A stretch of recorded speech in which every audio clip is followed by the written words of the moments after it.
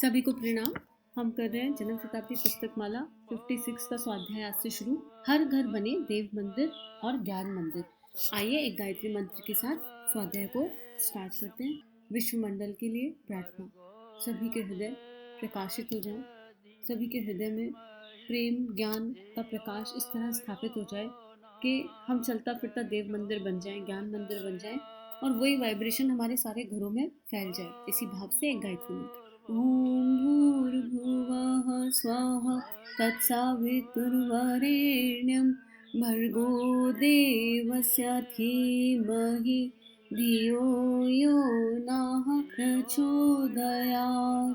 कोई भी स्वाध्याय जब हम शुरू करते हैं नई किताब तो उसके पहले माता जी हमें याद दिलाती है, बताती है कि ये पुस्तक आदिशक्ति माँ गायत्री की कृपा से हमारे पास आई है। ये ऑडियो परम पूज्य गुरुदेव वंदे माता जी की कृपा से पहुंचा है। इसको ध्यान से पढ़ना है, इसके मुख्य अंशों को नोट करना है, जो भी हमें अपने जीवन में उतारने हैं, अपने गुण कर्म स्वभाव आचरण में बदलाव लाना है। पुस्तक को ऑडियो को सुनकर, पुस्तक को पढ़कर ज़्यादा से ज़्यादा लोगों में बांटना है और इस तरह जीप से दीप जलता रहेगा, ज्ञान का प्रकाश जन जन तक पहुँचता रहेगा। तो स्वाध्याय को शुरू करते हैं। हर घर बने देव मंदिर और ज्ञान मंदिर। गुरुदेव ने बसंत पंचमी के दिन ये स्वाध्याय दिया और गुरुदेव ने कहा कि बसंत पंचमी के दिन जब मैं आपसे बात कर रहा हूँ और मैं आपको ये बताना चाहता हूँ कि बसंत पर आपको बुलाया है और एक मंदिर के रूप में हमने दिखाया जिसका आप उद्घाटन बसंत पंचमी के दिन करेंगे। हम चाहते हैं कि मंदिर बिना एक सेकंड का भी विलम्ब ना हो और सारे देश भर में मंदिर फैल जाए। नहीं महाराज जी, हम पैसे इकट्ठे करेंगे, ज़मीन लेंगे। बेटा ज़मीन लेगा तो गुरुदेव यहाँ पे ये समझाना चाह रहे हैं, अगर समरी देखें कि गुरुदेव एक ऐसा मंदिर बनाना चाहते हैं जिसमें ना पैसा लगे ना ज़मीन लगे, और वो जब का तब होगा जब पैसा लेंगे, ज़मीन लेंगे, फिर इमारत बनवाएंगे, फिर लोगों को बुलाएंगे, इकट्ठा करेंगे और एक मंदिर तैयार करेंगे, फिर उस मंदिर की देखरेख करेंगे। तो गुरुदेव कह रहे हैं कि इतना टाइम मेरे पास नहीं है, मेरे पास इतनी फुर्सत नहीं है और मैं तुझे इतनी छुट्टी भी नहीं दे सकता कि तू पैसा इकट्ठी कर, ज़मीन कर और नक्शा पास कराए, बिल्डिंग बनवाए। इतना सब कुछ तू करेगा कब मंदिर का निर्माण होगा, कब बिल्डिंग का निर्माण होगा और कब मंदिर बनेगा। तो मैं तो इस बसंत पंचमी या जब भी स्वाध्याय आपके पास आ रहा है, जिस डेट को भी आ रहा है, गुरुदेव कह रहे हैं मैं तो ये चाहता हूँ कि उसी डेट से मंदिर बनना शुरू हो जाए और इतनी जल्दी मंदिर बन जाए, इतने क्षण भर में मंदिर बन जाए कि लोग देखते रह जाएं। तो अब मन में ये प्रश्न आएगा कि ऐसा मंदिर कैसे बनेगा, इतनी फटाफट कैसे बनेगा। तो गुरुदेव कह रहे हैं इस तरीके से जो है मंदिर बनेगा कि आप अपने घर में एक पूजा की चौकी बना लो, चौकी पर भगवान का चित्र रख दो और घर के हर सदस्य से कहिए कि न्यूनतम उपासना सबको करनी पड़ेगी। तो उनकी खुशामद करो, उन्हें चापलूसी करके बिठाओ, मिन्नत करो, जबरदस्ती बिठाओ, जैसे भी मर्जी बिठाओ, लेकिन प्रणाम करवाओ और बिठाओ। और यूजली कहते हैं जैसे अगर 5 साल का बच्चा है तो 5 मिनट तो उसको चैंटिंग करनी चाहिए, 10 साल का बच्चा है तो 10 मिनट चैंटिंग करनी चाहिए, चाहे वो 2 हिस्सों में करे चाहे वो 3 हिस्सों में करे, साथ में आप बैठ के करा दो पर कराओ। तो गुरुदेव कह रहे हैं रोज घर में भगवान को प्रणाम तो रोज करवा ही लिया जाए, इतना तो करना ही है। अब गुरुदेव कह रहे हैं कि 4 तरह की पूजा है, अगर आप वो 4 तरह की पूजा कर लेते हैं तो फिर घर के अंदर मंदिर बन जाएगा। कैसे? तो गुरुदेव कह रहे हैं शुरुआत में तो इसको मिनिमाइज रखेंगे। और क्या मिनिमाइज फॉर्म में रखेंगे? तो वो मिनिमाइज फॉर्म क्या है? वो ये है कि यह रखना चाहते हैं कि घर का प्रत्येक व्यक्ति भोजन करने से पहले जो चित्र आपने स्थापित किया है उसको प्रणाम करें, यानी गायत्री मंत्र भोजन करने से पहले एक गायत्री मंत्र करें और भगवान के मंदिर को धन्यवाद करें, भगवान के मंदिर को प्रणाम करें। इतनी नमन पूजा तो सबसे हो सकती है। नमन क्या होता है? नमन का अर्थ है सिर झुकाना, कि हम मस्तक झुकाएं, हाथ जोड़ें, ये हो गया नमन। इससे क्या होता है? एक साइंटिफिक प्रोसेस है ये। हम जब किसी के पैर छूते हैं तो सामने वाले का आशीर्वाद में हाथ उठता है और वो हमें आशीर्वाद देता है, तो एक बॉन्डिंग क्रिएट होती है। तो जब हम परमात्मा के सामने बार बार नमन करेंगे तो वो देव शक्तियाँ, वो दिव्य शक्तियाँ हमें अपना आशीर्वाद देंगी और हमारा श्रद्धा पक्ष मजबूत होने लगेगा।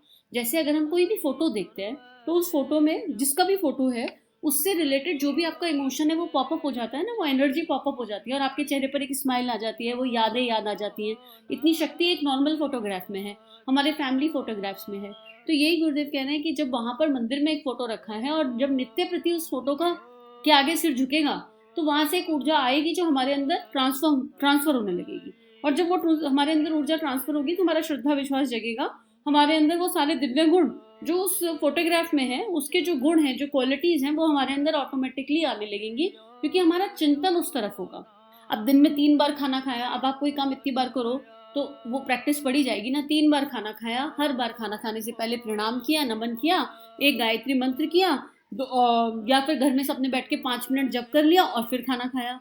तो खाने की एनर्जी बदल गई। एक साइंटिफिक प्रोसेस क्या हो गया, जैसा खाओ अन्न वैसा मनता मन, उस खाने की एनर्जी पूरी तरह चेंज हो गई। और कितनी चेंज हो गई इसका अंदाजा भी हम नहीं लगा सकते। क्यों? क्योंकि गायत्री मंत्र की शक्ति अनंत है। तो एक काम तो ये कहा गुरुदेव ने। उसके बाद दूसरा काम क्या कहना है, यह नमन हो गया, जप हो गया 2 से 5 मिनट के भीतर। यदि स्नान आप ना कर सकते हो तो कोई बात नहीं, आप पर दबाव नहीं, आप जप 2 से 5 मिनट तक जप कर लें, मन ही मन कर लीजिए। मतलब दूसरा काम है उस फोटो के आगे बैठ के करो, घर के किसी कोने में बैठकर करो, पर घर के हर मेंबर से कहो कि बस 5 मिनट चैंटिंग कर लो, सविता का ध्यान करो, गायत्री माता का ध्यान करो, यज्ञ का ध्यान करो, किसी का ध्यान करो, लेकिन जप कर लो और भावना करो, बंद आंखों से विजुलाइज करो कि उनकी शक्ति आपके भीतर आ रही है। और गायत्री माता से इंट्रोडक्शन करा दो सबका, सविता देवता से इंट्रोडक्शन करा दो, और ये जप और ध्यान एक साथ हो गया। अच्छा, फिर जिसका हम ध्यान करेंगे ये हमारा पूजा हो गया, माँ अथवा सविता देवता का ध्यान कर लिया। इस तरह एक हो गया नमन, फिर हो गया जप 3, और हो गया पूजन 4। मतलब चारों चीजें स्टेप बाय स्टेप हो गई ना। अब गुरुदेव कह रहे हैं आगे कि यह भी हो सकता है कि जहाँ आपकी पूजा की चौकी रखी है उस पर आप एक कलश की स्थापना कर दें। घर में फूल है तो फूल चढ़ा दीजिए, फूल नहीं है तो रोली या चंदन घिसा हुआ कलश के ऊपर लगा दीजिए, अक्षत चढ़ा दीजिए, यह पूजन हो गया। ठीक है। अब जप, ध्यान, पूजन और नमन 4 प्रकार की पूजा की न्यूनतम प्रक्रिया 2 से 4 मिनट में हो सकती है। यह न्यूनतम है, लेकिन भावनाएं फैलाने के लिए, शिक्षण देने के लिए ये सिंबल भी काफी है। अब जब हम ये सारे काम करेंगे, ये सब चीजें हम बोलेंगे, हम जब फूल चावल चढ़ाएंगे तो हम अपने बच्चों को उसका विज्ञान, उसका साइंस भी तो बताएंगे कि हमें फूल के जैसा बनना चाहिए, फूल की खुशबू है। और फिर आप उस मंदिर के वेदी की उसकी सफाई करोगे तो किसी दिन किसी बच्चे को लगा दिया, किसी दिन घर के किसी मेंबर को लगा दिया।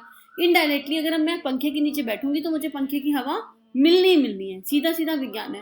तो अगर हम उस मिनिमम पूजा को भी करेंगे तो हमारा उससे कनेक्शन क्रिएट होना ही होना है। और स्टार्टिंग में ये कर्मकांड जैसा लग सकता है, लेकिन घर में एक जना तो है ना जो भावनाओं के रूप से जुड़ा हुआ है, वो धीरे धीरे तत्व दर्शन बनाएगा। तो ये मिनिमम है, और इस मिनिमम से भावनाएं जा सकती हैं, नॉलेज जा सकती है, टीचिंग जा सकती है, शिक्षण जा सकता है। इन सारे सिंबलों से वो सब कुछ हो सकता है कि घर एक देव मंदिर बन जाए। क्यों, क्या होगा जब आप ये सब बच्चे को बचपन से कराओगे, अपने घर में कराओगे, तो बच्चों के प्रश्न लौट कर आएंगे, ये क्यों करना है, वो क्यों करना है, ऐसा क्यों करते हैं। जब उनके प्रश्न आएंगे तो हम उन्हें बताएंगे चंदन तिलक मतलब क्या है, हमारे विचार अच्छे रहें। जब हम तिलक लगा रहे हैं, जब हम रोल अक्षत चढ़ा रहे हैं, तो हम कह रहे हैं कि हम कभी शय ना हो, हम कभी दीनहीन ना अनुभव करें, हम कभी लो अनुभव ना करें, हम शक्ति हैं, हम इस बात का ध्यान रखें। गायत्री मंत्र के बारे में हम समझाएंगे तो एक सत्संग होने लगेगा। बच्चे क्वेश्चन पूछेंगे, हम आंसर देंगे, तो उससे सत्संग होगा। पूछेंगे नमन क्यों किया तो आप बताएंगे, पूजन क्यों किया तो आप बताएंगे। अब जब भी किसी के पूछे हुए सवाल का जवाब दो तो घर में एक एनवायरनमेंट क्रिएट होने लगेगा और घर में मंदिर जैसा वातावरण क्रिएट हो जाएगा। क्योंकि ये गुरुदेव कई बार बता चुके हैं कि यज्ञ पिता और गायत्री माता, इस पर पूरा स्वाध्याय आ चुका, पूरी एक किताब आ चुकी कि यज्ञ हमारे पिता कैसे और गायत्री माता। अब हमें बच्चों को यही समझाना है कि हमारी भारतीय संस्कृति में पिता यज्ञ है और माँ गायत्री है।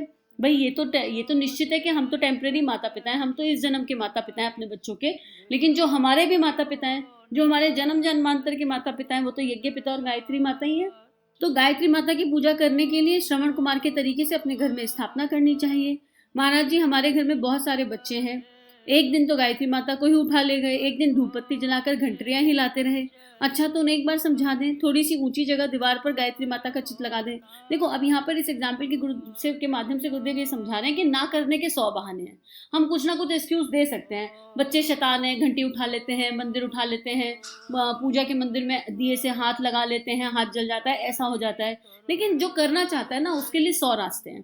तो ये हमको अपने घर की व्यवस्था के अनुसार सोचना पड़ेगा कि हमारे घर की व्यवस्था कैसी है और हम किस तरह ऐसा करें, क्योंकि ये करना ही है, ये ऐसा काम है मिनिमम जो करना ही है। अब क्योंकि ये काम करना ही है, तो मेरे घर में जो सिचुएशंस हैं, जो लोग हैं, जो माहौल है, उस सिचुएशन और माहौल में हम कैसे कर सकते हैं। आप कुछ नहीं तो अपने रसोई घर में लगा लो, रसोई घर में तो बच्चा नहीं आएगा, थोड़ा ऊंचा करके लगा लो। मतलब रास्ता तो हमको ढूंढना ही पड़ेगा। कुछ नहीं है, बलि यज्ञ नहीं कर सकते, बलि वैश्य कर लो, बलि वैश्य नहीं कर सकते तो गैस पे जो अग्नि जमाने का यज्ञ होता है वो कर लो, लेकिन कुछ तो करना ही है। लकड़ी की पट्टी लगा दो, मतलब रास्ता ढूंढना हमारा काम है।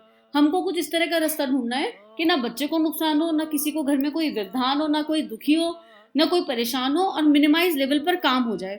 और सामान जहां तक है, मतलब रोली, चंदन, फूल, कलश स्थापना ये अपनी अपनी परिस्थितियों के हिसाब से है, लेकिन जो बच्चे देखेंगे उससे रिलेटेड प्रश्न पूछेंगे, और प्रश्न पूछेंगे तो सत्संग होगा। और जब वो उस तरह का सत्संग घरों में जन्म लेगा तो बच्चों के मनों में आस्तिकता का, श्रद्धा का, विश्वास का बीज अपने आप जगह जन्म ले लेगा। और ये हमारे समझाने के ऊपर भी है कि हम शुरू से बता के चलें कि यज्ञ की गरिमा क्या है, गायत्री माता की गरिमा क्या है, और इस तरह से हर घर में एक मंदिर का निर्माण हो जाएगा।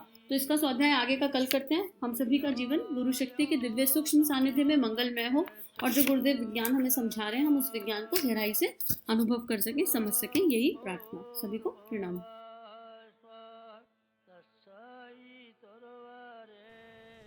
हमारे YouTube चैनल को सब्सक्राइब कीजिए और बेल आइकन पर क्लिक कीजिए ताकि आने वाली सभी वीडियो की नोटिफिकेशन आपको मिलती रहे। आप सभी को बहुत बहुत थैंक यू।